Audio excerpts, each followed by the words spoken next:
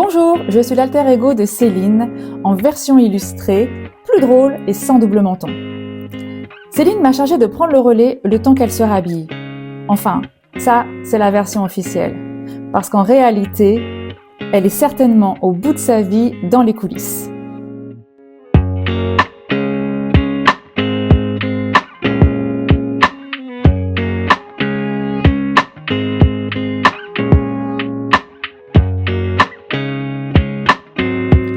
Bon, on va la laisser reprendre son souffle.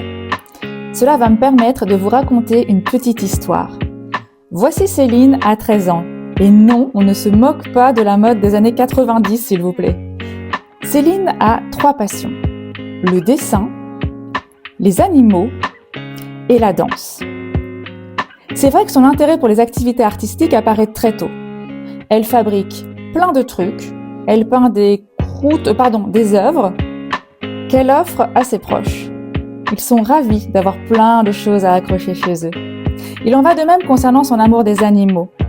Très jeune, elle développe une empathie et une sensibilité accrue pour le monde animal. Elle les adore et ne supporte pas qu'ils souffrent. Son rêve, c'est de les défendre et de s'occuper de ceux qui n'ont pas de voix. Devenue adulte, elle prend même la décision radicale de ne plus jamais manger d'animaux. Mais revenons à la dernière passion de Céline. Attention, je vous rappelle que nous sommes toujours dans les années 90, alors on ne juge pas. C'est la grande époque de Dirty Dancing et Flashdance. Comme beaucoup d'ados, elle reproduit les chorégraphies dans sa chambre et rêve de devenir un jour danseuse professionnelle.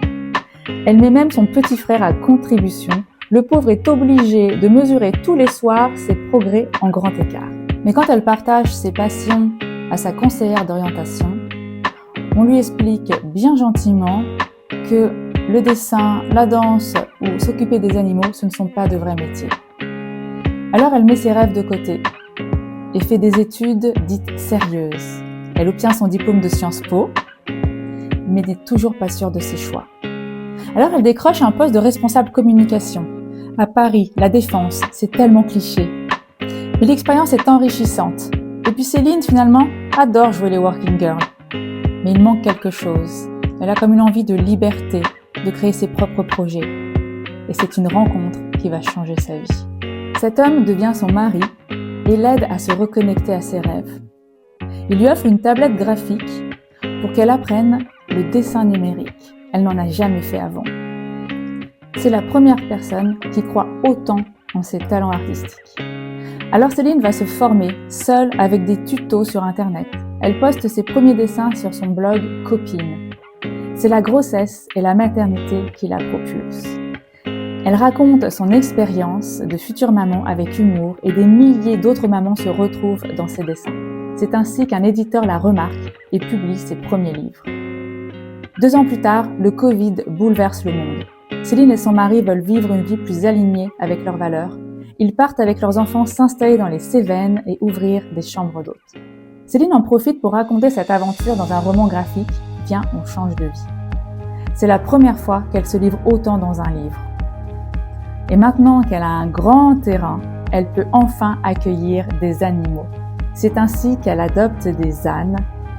Et voici à quoi ressemble son environnement de travail, un cadre parfait pour créer. Elle collabore avec de plus en plus de clients sur des projets passionnants. Par exemple, une campagne de prévention du cancer du sein affichée sur 80 pharmacies à Paris. Elle réalise également des portraits de collaborateurs pour montrer la diversité des équipes. Elle crée des illustrations pour les livres et commence même à recevoir des commandes de BD personnalisées dans lesquelles elle raconte les histoires de ses clients. L'enfant qu'elle était est plutôt fière. Elle dessine toute la journée entourée de ses animaux. Vous imaginez si elle accomplissait son 3e rêve en dansant sur scène? Moralité, n'écoutez pas ceux qui projettent leurs limites sur vos rêves. Ces gens ne vivront jamais ta vie. Les rêves ne disparaissent pas, ils attendent juste que tu oses. Je crois que Céline a repris forme humaine. Je vais pouvoir lui laisser la parole. Et si vous avez envie de la retrouver sur les réseaux sociaux et de la suivre, rendez-vous sur Facebook ou Instagram, sur les comptes Les Copines ou Viens on change de vie.